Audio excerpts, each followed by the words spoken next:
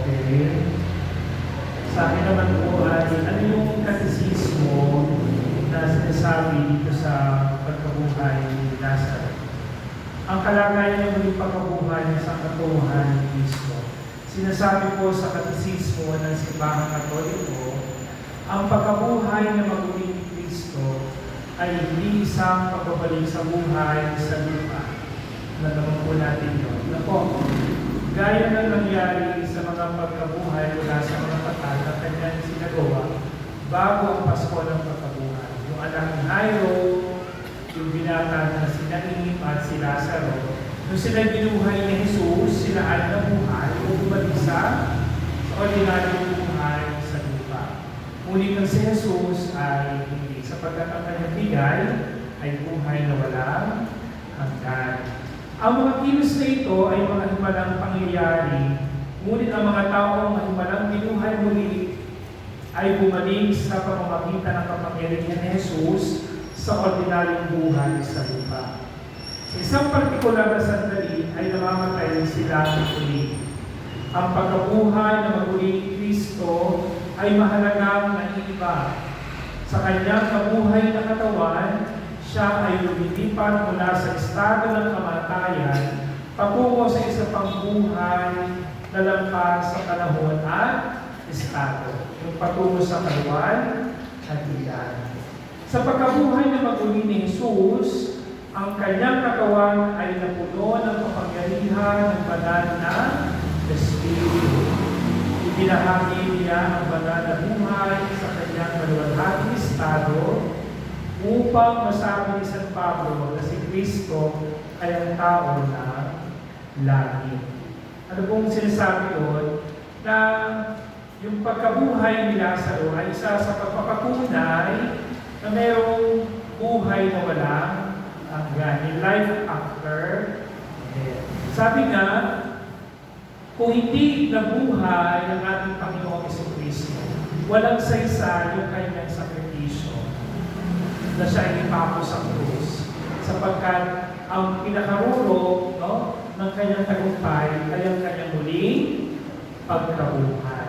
At tayo bilang mga Katoliko ay naniniwala base sa pangyayari sa ating Ebanghelyo yung ito na mayroong buhay sa kabila nito.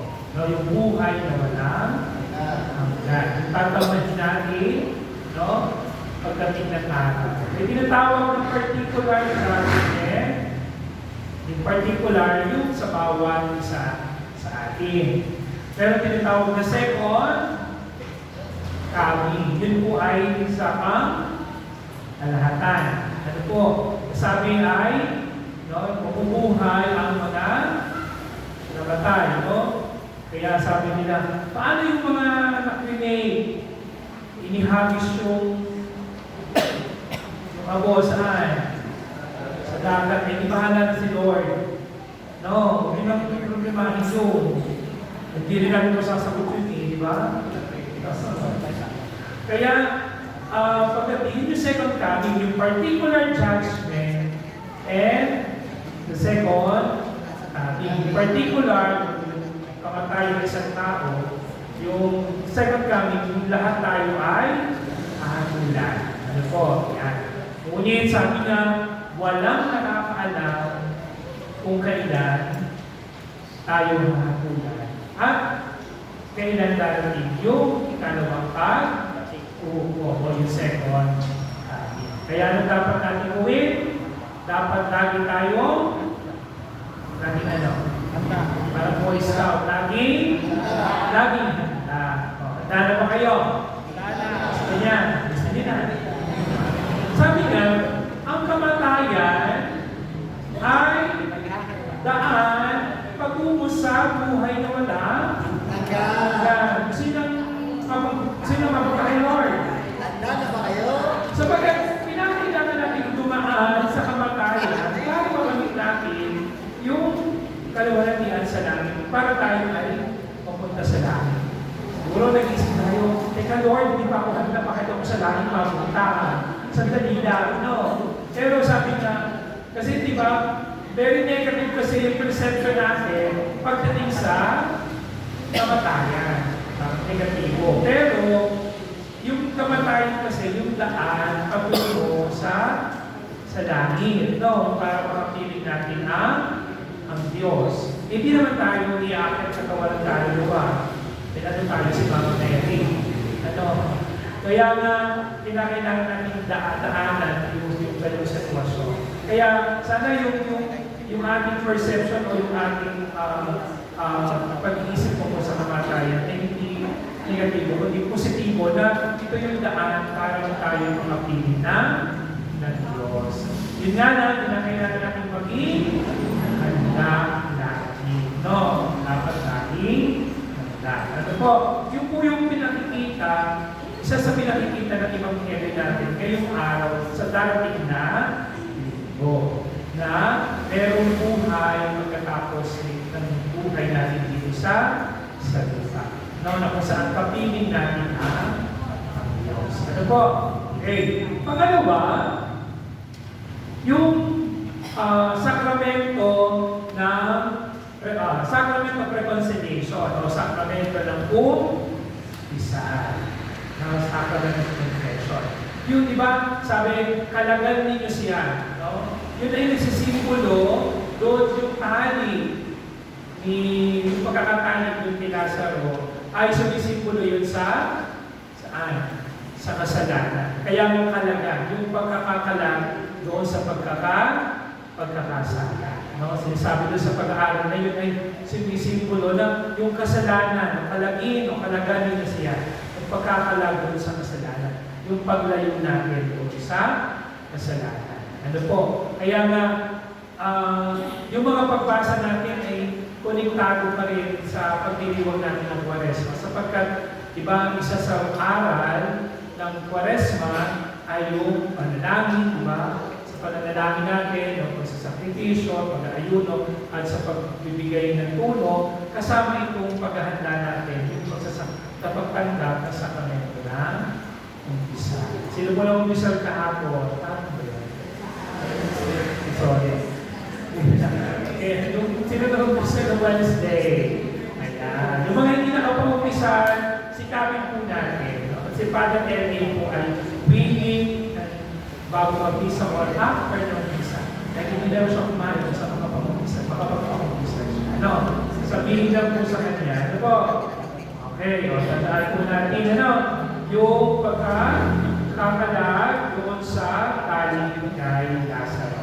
Sinasabi ni Jesus sa mga tao na kalagi o kalagan si Lazaro, kalagi yung tali ni Lazaro. Ito yung interpretasyon ng mga Katoliko. Ito ay sumisimbolo sa papel ng simbahan sa komunidad sa pagtulong sa mga individual na makalaya mula sa gapos ng ibig ng kasalanan at kawalan ng pag-asa. Ano po? Kaya, then, sinasabi dito, yung alisin ang bato. Yan, yung mga humahanggang para sa ating pananampalataya. Iniutos ni Jesus sa alisin ang bato na nagpapakita na habang siya ang nagbibigay ng buhay, ang sangkatuon ay dapat makipagtulungan sa biyaya, sa pamamagitan ng pag-alis ng mga hadlang sa pananampalataya. Yung mga humahadlang sa ating paniniwala, yung mga humahadlang sa ating pananampalataya. Ano pang pinakikita dito sa Ebanghelyo tungkol sa katekismo? Na si Jesus ay may katawang lupa at may katawang pagka-Diyos. Bilang tao at bilang Diyos. Ano po?